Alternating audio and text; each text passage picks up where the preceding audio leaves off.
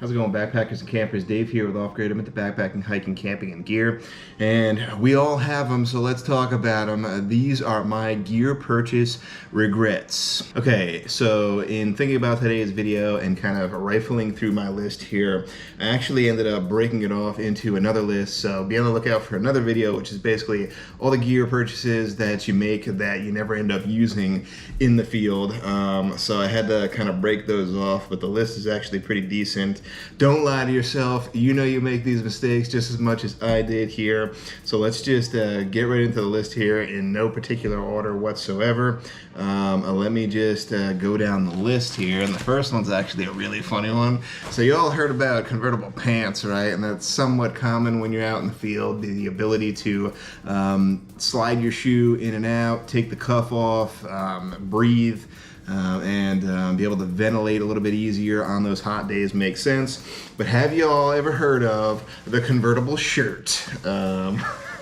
This is actually a thing, and I actually picked it up and I actually wore it out in the field. Similar idea, you just basically have the zip over by your sleeve over here, and this one has like a button-up style to it.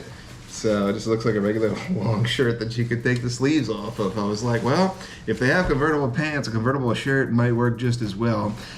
Pretty dumb though, not really super fashionable, obviously. Neither are convertible pants, but the function of this one didn't really make as much sense compared to just like packing a t-shirt.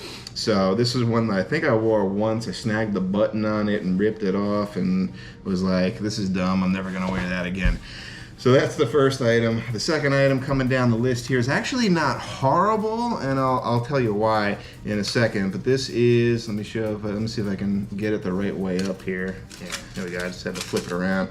This is the Vargo windscreen. So this is specific for an alcohol stove system. You kind of like has a lot of different configurations. You just put it over your pot or your stove, light it, and it's supposed to serve two different functions as a windscreen and a pot stove stand. Well, it stinks as a windscreen and it's pretty useless actually. I have a really small alcohol stove, doesn't have a lot of height, and it was just horrible in any kind of breeze whatsoever. However, if you do have a larger windscreen, like a piece of foil or something that comes up higher, this actually works pretty decent as a stand. And the very fact that you can do a lot of different configurations, like a diamond or a triangle, or a lot of different shapes for different size pots and pans that you can use with an alcohol stove. It's actually not horrible, but I wanted something that could be used both as a windscreen and a stand, and that one just didn't fit the bill.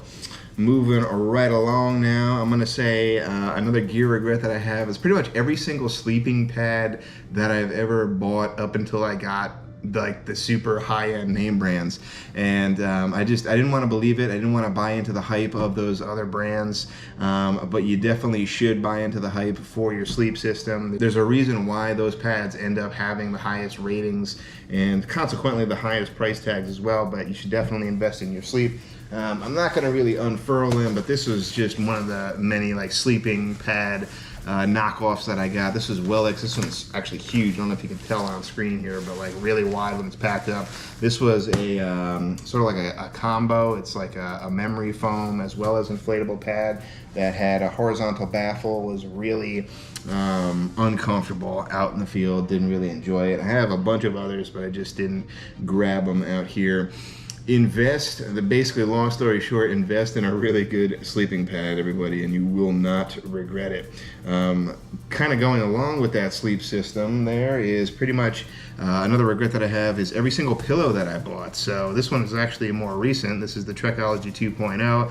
Found out that I just really don't like inflatable pillows at all, so that one kind of stunk. Here's another one that had like some sort of synthetic fill to it. This is the Red Camp, kind of just compressible style pillow. Didn't have a lot of loft to it, so that one wasn't that good. And then I decided to get the super expensive combo. This is the Nemo Pillow, which has a little bit of the memory foam, but also, is part air chamber as well, and that wasn't comfortable either. It wasn't until I found the Thermarest compressible pillow where I knew that that was the right one for me. So unfortunately, I had to kind of like go through the field before I ended up finding the proper pillow for me.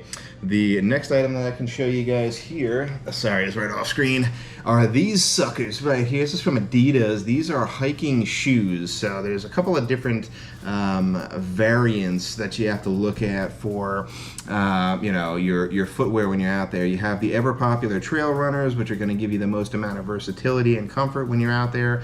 You've got the big old clunky hiking boots that are super stiff and can be waterproof, but you don't necessarily have to buy into the waterproof technology. And then you kind of have these, which is like a hybrid of both in between. You get a little bit of flexibility from your traditional trail runner, but you also get more of like a rock plate and stiff bottom to it that is more traditional from a boot. And these are good for really technical terrain over not that many miles, but I found that after about the 4 or 5 mile mark, my foot would get really fatigued in these. And these don't have a wide toe box either, by the way, just an FYI, but ultimately had to end up ditching these because they just weren't comfortable over extended miles. So the hiking shoe was another gear purchase regret that I had. Going down the list here, here's another one that I had and quickly kicked to the curb. This is from Canuck, I think is the proper way to spell that, based off of my buddy Kalman doing a proper, you know, how to pronounce certain brand names in the field. I always just call them Knock, just because I don't want to, Canuck doesn't really roll off the tongue, but whatever. They actually make something other than a dirty water bag, and this is their water bottle. I ended up putting a different cap on it because they just had a traditional screw cap, so I put a sport cap on it.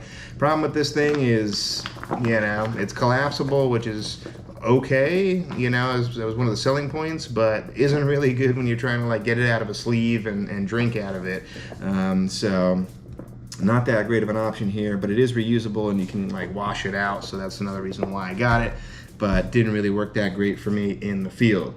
The next one I'm gonna go with is by way of waste management here. And so what do I mean by that? It's basically your poop trowel here. And to me, there really is only like one option that I've just purchased and haven't used in the field yet. But here we go. We got some trail patina on this one. This is the Deuce of Spades. This is probably going to be controversial because a lot of people are still recommending these, but this thing stinks. Not that good. Can't cut through even like the smallest of roots. There's another one that's going to be in my future video where another trowel kind of made the list, but to me, honestly, like, you need something with the teeth on the side to really be able to dig into that ground, especially if you find a spot that you like and you don't really want to move to another spot. So Deuce of Spades is going to be on that list. I only tried using it once out in the field and it stunk. Didn't really do anything.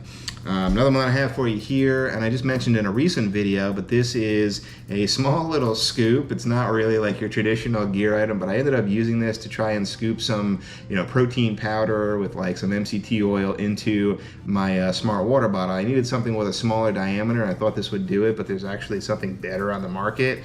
And this, you know, I was sitting there for like 40, 50 scoops trying to get a little baggie into my water bottle. It just took forever, so that didn't work out either. What else can I grab for you guys here? I've got this guy right here in a nice compressible sack. It's not the compressible sack. The compressible sack actually works pretty decently. It's what's inside it here, and this is just a cheap Chinese sleeping bag that zips all the way from the foot box all the way up. Very heavy, very bulky. Even with the compression sack, doesn't compress down that far. Takes up a lot of volume and is not going to get you down to the super warm temps. So make sure you invest in a good quality either sleeping bag or quilt, depending on what your flavor is there and what you like. But don't invest in the $30, $40 Amazon options. It's not a good idea. I still end up using this just for like car camping style stuff in warmer weather, just so that I can say that I used it before selling it or donating it. But that's it for that one. The next couple items that I have for you guys, I gotta go grab it because I think I left it in the other room. I'll be right back. Alrighty. I only have, I think, 2 more for this video here. The first of which, and it kind of pains me to say it because this is a great company and they make a lot of great products, custom-made products, but this one was just a miss for me on a couple of different packs that I tried it on, and that is the Hilltop Packs side pocket here. They have a universal clip with the Z clips, which is actually pretty inventive for a daisy chain style of backpack on your straps, and they also have a horizontal strap right here that kind of comes across to help secure it, but it only secures it at the top. At the bottom here, there's nothing to secure it. So what ends up happening is, as you have it clipped, if you have any kind of weight in this at all, like hand sanitizer or anything, it's just going to like do this the entire time that you're on the trail. So to mitigate that, you can run a little bit of cord through the bottom here, but you shouldn't have to based off of the price of this stuff. And the other reason why this stunk is it has a couple of different drawstrings here, and if you cinch down the drawstring for the mesh here on the front, if you have something in the back, like I like to put my cell phone in the back, it makes it really difficult to get your cell phone in and out of this pocket, and it really doesn't work that well for even like a ½ liter bottle of water either. So Hilltop Packs makes some great stuff, but this one was just a miss for me.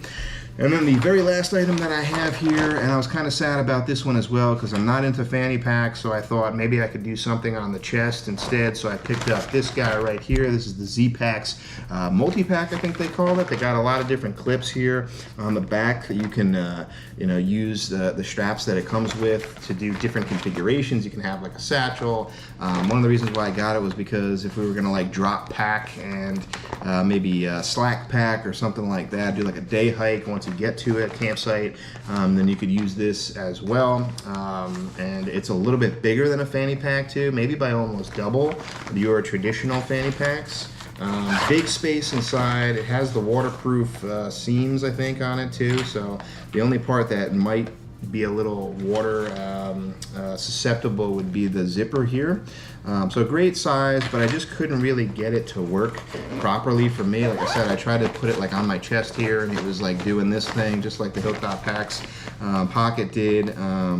And I tried putting it down below, sort of like the fanny pack, and it kind of did the same thing. It was really hard to like lock this down and keep it in place and not like, you know, make your chest sweat like crazy too. So you can use it as a traditional brain, but it kind of defeats the purpose and you can't really get back in there. The whole idea is to get easy access to this thing. So this thing was actually decently expensive, and I tried to use it a couple times and really just didn't work out for me. But that's it. That's my list for right now. I'm pretty sure I'm gonna have at least another one of these types of videos in the future. I'm sure there's some stuff that I also left off this list today, but I want to hear all about your gear purchases that you made that you now consider regrets. Let me know in the comments down below.